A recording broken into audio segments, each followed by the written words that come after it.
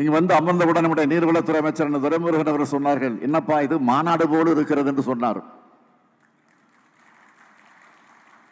ஆக இதை பிரம்மாண்டமாக ஏற்பாடு செய்திருக்கக்கூடிய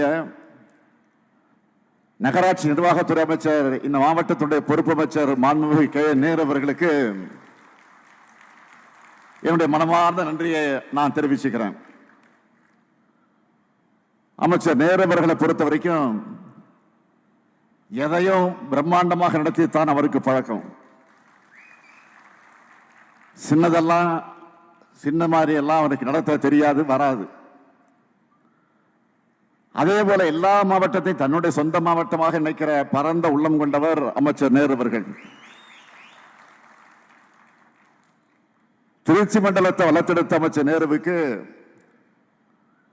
முதல்ல சேலம் மாவட்ட பொறுப்பை வழங்கணும். சேலத்தை சீர் செஞ்சார்.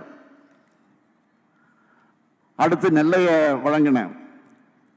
நெல்லையை நேர் செஞ்சிருக்கிறார் நேரு.